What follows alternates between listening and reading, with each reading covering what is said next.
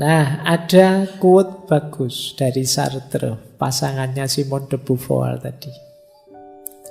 Kata dia, ya kesendirian itu memang fakta, kasunyatan.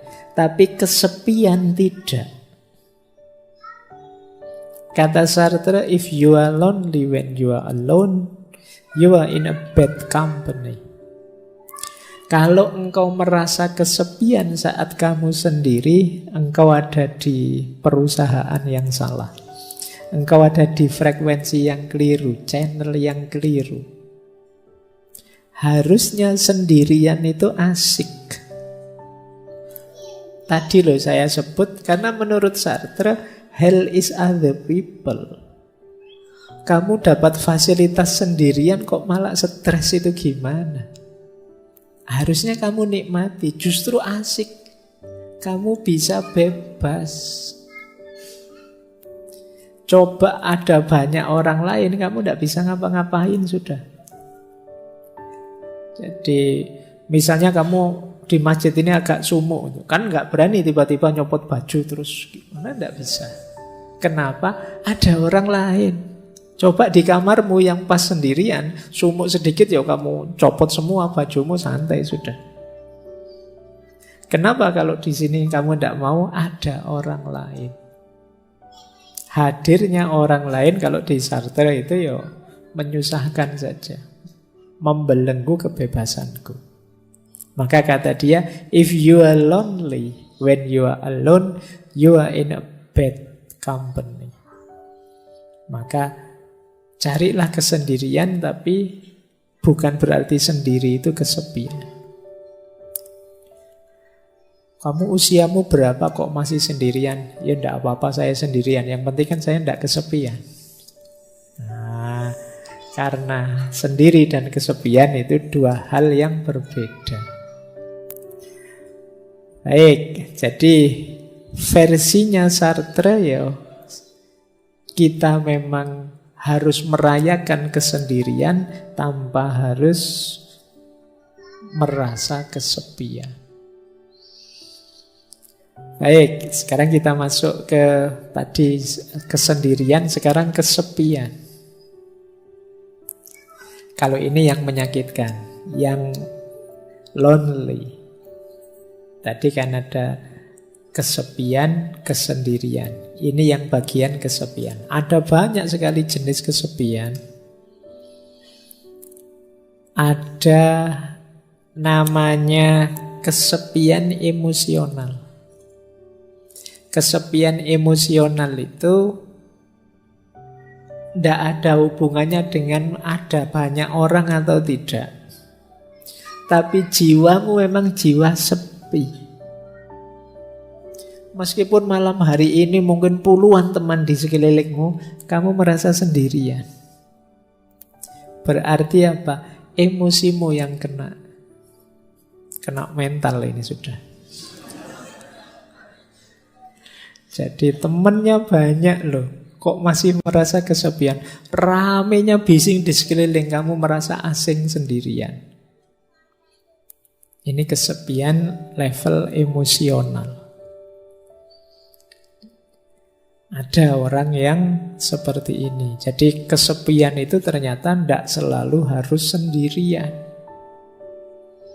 Banyak teman pun orang bisa kesepian. Jadi rumusnya ternyata bisa bolak-balik ya. Sendirian tidak mesti kesepian, kesepian tidak pasti sendirian. Mungkin kamu dekat dengan orang yang kamu benci, ya rasanya tidak nyambung sama sekali dan kamu merasa sendirian. Tidak ada yang mendukung. Atau banyak orang sih tapi saya tidak ada yang kenal loh Pak, ya kamu rasanya kesepian.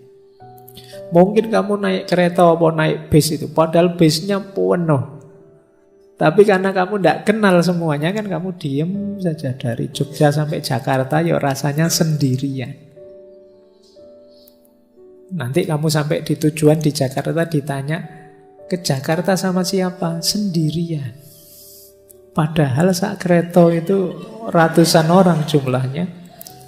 Tapi begitu ditanya sama siapa ke Jakarta, sendirian.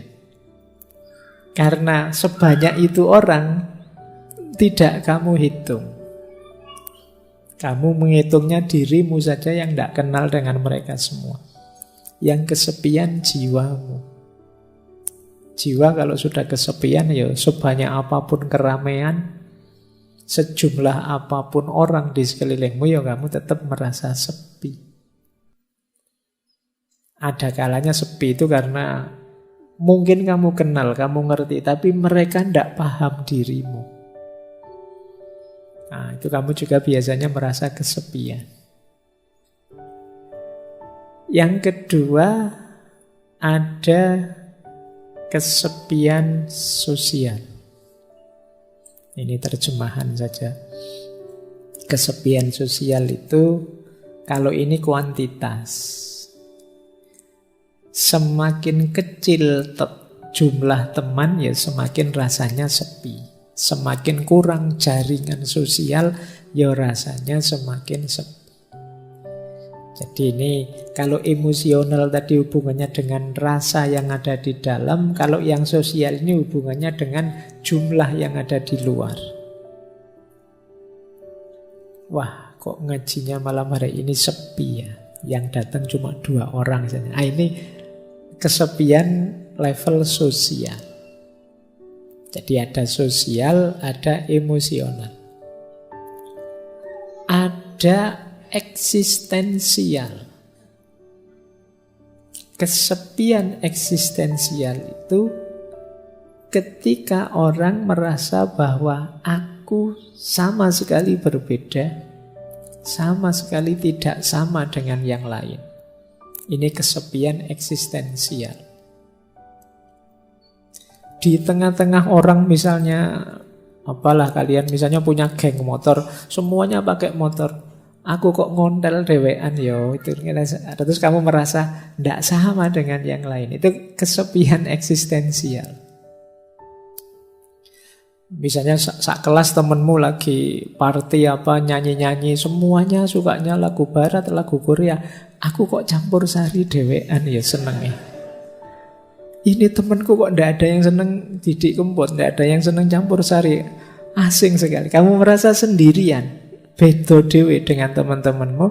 Itu kesepian eksistensial.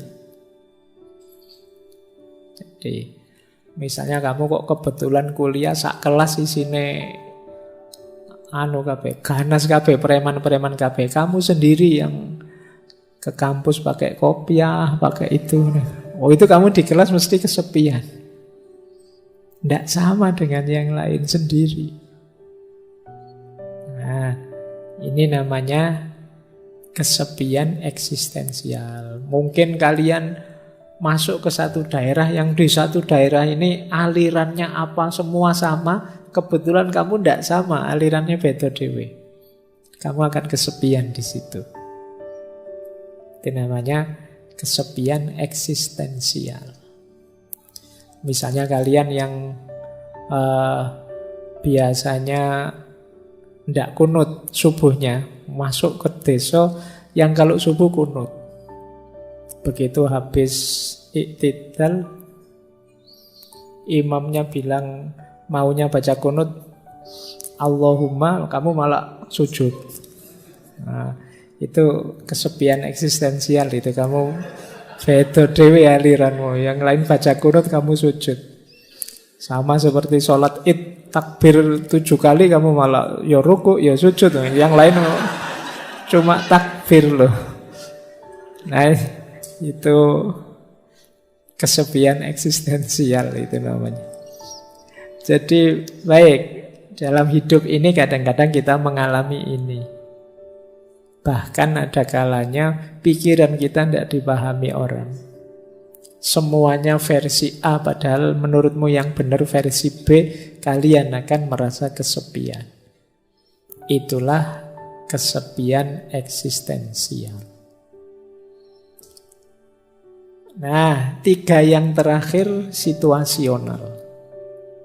Ada istilah kesepian sementara.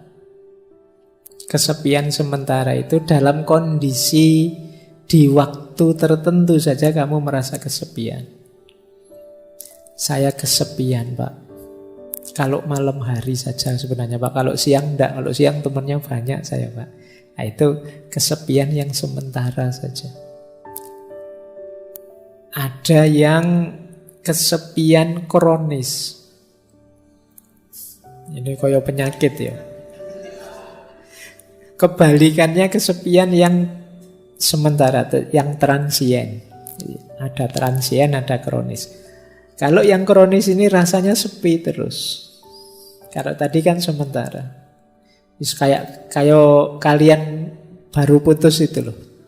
Itu kan kamu kalau bikin puisi, hidupku rasanya dipenuhi kesepian. Itu kesepian terus, itu kronis sudah. Jadi kamu situasi apapun yang kamu hadapi, kamu merasa sepi. Jadi beda dengan transien tadi.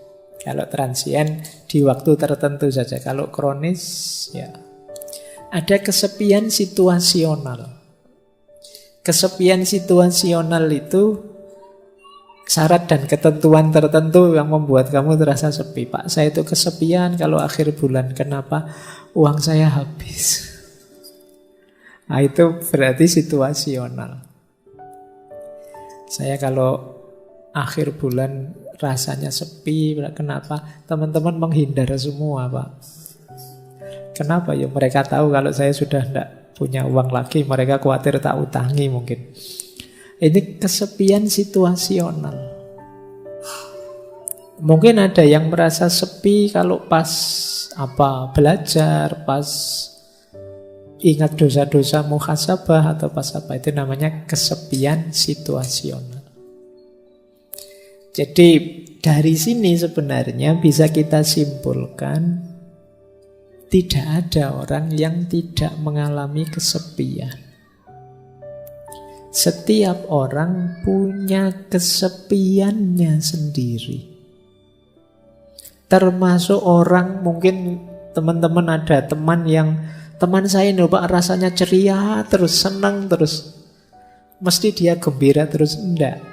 Pastikan saja dia pasti punya momen-momen sepinya sendiri. Entah kapan, entah dalam situasi apa. Mungkin saat nilainya jatuh dari A jadi E, rasanya sepi. Atau mungkin pas sakit, atau mungkin pas apa. Meskipun kesendirian itu kasunyatan, tapi ternyata kesepian juga kasunyatan. Karena apa? Karena tidak ada orang yang tidak punya titik sepi dalam hidupnya. Setiap orang punya titik sepinya sendiri. Apakah itu emosional, sosial, eksistensial, apakah sementara, kronis, atau situasional. Jadi, kalau menghadapi kondisi semacam ini berarti baik kesendirian maupun kesepian adalah sesuatu yang harus kita terima. Jadi jalan pertama untuk menyikapinya, jangan menyangkal. Terimalah bahwa, oh iya Pak, saya kadang-kadang memang merasa sepi. Entah dalam situasi apa. Bahkan nanti di belakang kita masuk ke tema orang yang sengaja ingin menyepi. Dalam agama ini mulia. Jadi yang jelas, kesendirian dan kesepian itu dua hal yang sama-sama eksistensial kita alami dalam hidup kita. Nah, ada yang punya perspektif seperti ini. Punya perspektif bahwa kesepian itu lahir sebenarnya karena ada keinginan untuk dipahami yang tidak terpenuhi. Kenapa kok setiap orang punya titik sepinya sendiri? Karena dalam hidup pasti ada hal di mana kita ingin dipahami dan orang lain tidak bisa memahami kita. dan kita jengkel, dan kita kecewa, dan kita marah, dan kita merasa diabaikan, dan lain sebagainya. Di titik itu kita merasa kesepian. Mau saya gini loh, kok teman-teman itu tidak paham-paham sih. Itu kan kita jengkel. Keinginanku itu seperti ini loh, kok teman-teman tidak peduli sih. Itu kan terus kita jengkel. Di situ kita merasa kesepian. Makanya katanya Carl Jung yang dulu pernah kita bahas, kesepian tidak datang karena tidak adanya orang di sekelilingmu, namun karena engkau tidak mampu mengungkapkan segala yang menurutmu penting. Ada hal penting ingin kita ungkapkan, tapi orang lain tidak paham-paham. Orang lain tidak mau tahu, tidak mau mengerti. Akhirnya kita merasa sendirian. Dilanjutkan itu oleh Jodi Picoult, ini novelis Amerika. Kata dia, biar ku beritahu engkau, kalau engkau ketemu seorang penyendiri, itu bukanlah karena mereka menyukai kesendirian, namun karena mereka sebelumnya telah berusaha keras untuk membaur ke dalam dunia, dan orang-orang selalu mengecewakannya. Jadi kita merasa sepi, merasa sendiri ketika orang tidak mau tahu kita, ketika orang mengabaikan kita, ketika orang tidak peduli pada kita. Kita teriak-teriak, mbok jangan maki-maki di medsos, mbok jangan gegeran di medsos, ayo kita rukun. Dan orang-orang tetap maki-maki, tetap gegeran. Di situ kan kita merasa, ternyata suaraku tidak didengar. Ternyata nasihatku tidak diikuti. Ternyata keinginanku tidak dipahami. Di situ kita merasa, nilaiku ini apa sih? Ini jadi sepilah kita merasa itu. Maka teman-teman kalau merasa hidupnya semi, coba dicek. Jangan-jangan seperti yang dijelaskan di awal, kita mematok keinginan terlalu tinggi terhadap orang lain. Kita ingin orang lain paham kita ingin orang lain suka pada kita ingin orang lain peduli pada kita ingin orang lain memperhatikan nasihat kita. Dan ketika keinginan ini tidak terpenuhi, kita merasa asing, kita merasa sepi. Disitulah Khalil Gibran berkata, rasa kesepianku lahir saat orang memuji omong kosongku dan mencela kediaman kebijaksanaanku. Dia merasa sepi karena kalau saya ngomong kosong yang aneh-aneh yang tidak penting, kok malah dipuji oleh orang. Semuanya nge-like, semuanya suka, padahal itu cuma isinya prank-prank yang tidak jelas. Tapi pas saya serius ngomong yang mantep-mantep atau saya diam dalam rangka bijaksana, orang malah mencelaku. Sekarang kan banyak orang yang mencela kediaman. Mencela kediaman itu maunya semua orang disuruh bersuara. Ya contoh paling mudah, di grup-grup WA itu saya kemarin di semua grup kan isinya innalillahi selamat itu. Isinya kan banyak itu. Seolah-olah yang tidak mengucapkan dan tidak nulis di WA dianggap sesuatu yang tercela. Padahal mungkin yang tidak ngirim WA itu yang serius berdoa, ngirim Fatihah, mendoakan. Sementara yang ngirim innalillahi ya copy paste atasnya saja. Ya, tapi lebih dihargai yang copy paste karena tampil. Tidak tampil dianggap tidak ada. Itu situasi hari ini begitu. Nah, ini bahan refleksi kita lagi. Jangan-jangan rasa kesepian kita karena kita berharap terlalu banyak pada orang lain. Akhirnya kita kecewa. Akhirnya kita merasa marah, merasa tersisih, merasa tidak dipedulikan. Kalau memang ini masalahnya, saatnya kita berhenti terlalu berharap pada orang lain. Ayo bahagia dengan diri kita. Kenapa? Karena rasa kesepian yang membelit diri kita itu bahaya secara psikologis. Ini saya ambilkan dari satu penelitian yang menjelaskan rutenya orang kesepian. Orang kesepian itu kan mesti akarnya karena kecewa, tidak bisa ngeblend, tidak bisa berbaur dengan dunia di sekelilingnya. Biasanya orang ini terus menyalahkan dirinya sendiri.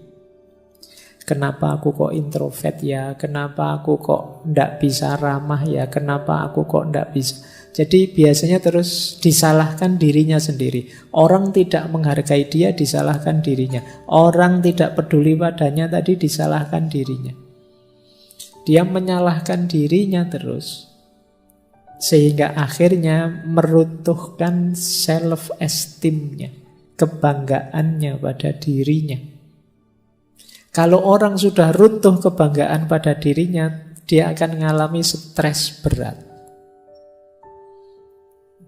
Saya tidak berani bilang depresi ya, nanti depresi tambah nemen. Orang stres berat itu nanti sistem imunnya kacau, dia mudah sakit, ya karena hormon kortisolnya meningkat. Tidak enaknya di penelitian itu disebut resiko kematiannya tinggi. Nah, jadi ternyata ada korelasinya. Orang yang merasa kesepian, resiko kematiannya meningkat. Di penelitian itu disebut ya, stres berat itu setara dengan merokok 1 bungkus per hari. Bahayanya. Nah, berarti kalau teman-teman, tapi Pak kalau saya pas stres itu malah ngerokok Pak.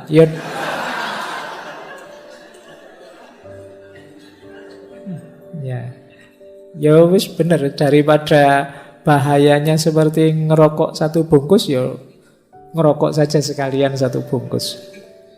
Ya memang bahayanya itu. Atau dan lebih beresiko daripada obesitas.